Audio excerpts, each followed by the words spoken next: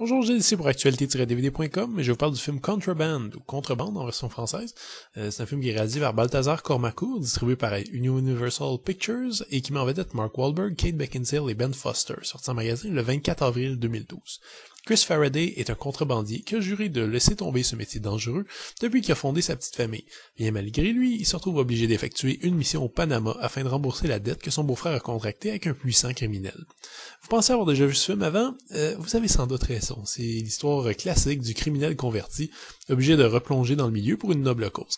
Les ficelles de ce synopsis sont grossières et vieilles comme le monde, on prend pas trop de risques à présenter un héros criminel qui fait son métier puisqu'il est obligé de le faire.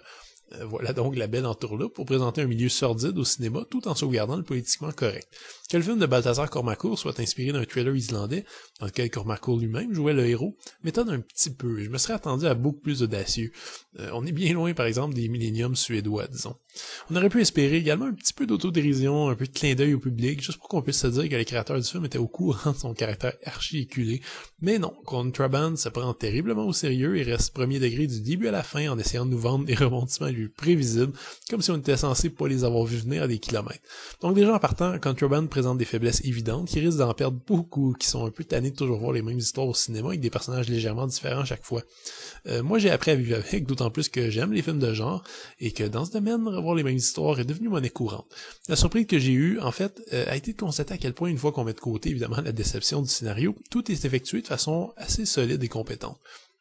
Pour moi, ce qui sauve le film, c'est le casting. Absolument irréprochable. Mark Wahlberg et Kate Beckinsale, qui ne fait que décorer l'écran, jouent un petit peu fade, mais les cinéphiles se délecteront de voir des bonnes têtes comme Ben Foster, J.K. Simmons, David O'Hara et Giovanni Ribisi, qui mordent à pleines dents dans des rôles variés. Mention spéciale à Ribisi, qui cabotine généreusement dans le rôle d'un petit escroc agressif. C'est un vrai plaisir à voir.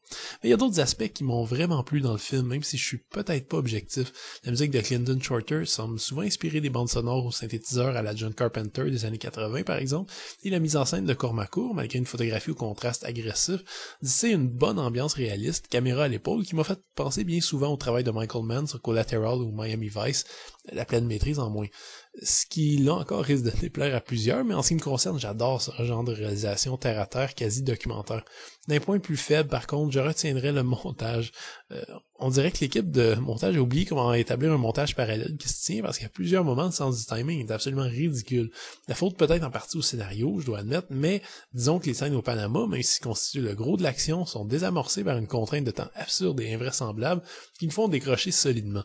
Évidemment, ceux qui suivent la carrière de Mark Wahlberg ont l'habitude de décrocher d'un film, c'est pas une nouveauté, mais l'accueil très froid qu'a reçu le film est pas nécessairement justifié selon moi, à moins d'avoir payé un billet de cinéma au-dessus de 12 ou 15$ pour le voir, et dans ce cas-là, oui, je me serais peut-être attendu à mieux. Si vous préférez la location, par contre, Contraband est idéal, un petit thriller classique et conventionnel, sans prétention, gardant un bon rythme et des personnages attachants dans un contexte inédit, qui nous fait visiter des recoins peu présentés au cinéma de la Louisiane et du Panama. Malgré tous les défauts du film, j'ai été diverti et honnêtement, j'ai pas vu passer les 2 heures du métrage. J'en demandais donc pas plus. Le Blu-ray est techniquement au poil. Si vous aimez le film, disons que vous serez pas déçu ici. Le son est agressif et l'image est très belle. L'image est présentée d'ailleurs en 2:35 anamorphique avec piste audio en anglais 5.1 DTS HD, espagnol et français DTS 5.1 ainsi qu'une piste explicative 2.0. Les sous-titres sont offerts en anglais, espagnol et français. Les bonus peuvent être visionnés avec des sous-titres anglais ou français à l'exception de la piste de commentaires. Et donc comme bonus, on a justement la piste de commentaires du réalisateur et du producteur, une piste un peu aride je trouve. Le making of Under the Radar est déjà plus dynamique et fait le tour des gros points d'intérêt sans qu'on s'ennuie trop. On peut trouver également une courte série de scènes supprimées et une featurette sur l'action et les cascades du film. Comme bonus exclusif au Blu-ray, on trouve un mode Picture-in-Picture qui nous permet de voir une série d'entrevues et de segments tournés en coulisses pendant qu'on regarde le film. À noter que l'ensemble vient avec le film en version DVD et permet aussi de le télécharger en copie digitale. Contraband est un suspense assez générique et oubliable que les cinéphiles aguerris n'auront aucun problème à décortiquer et à critiquer. Les défauts sont bien visibles et le scénario archi-usé ne donne pas tellement envie d'être clément non plus.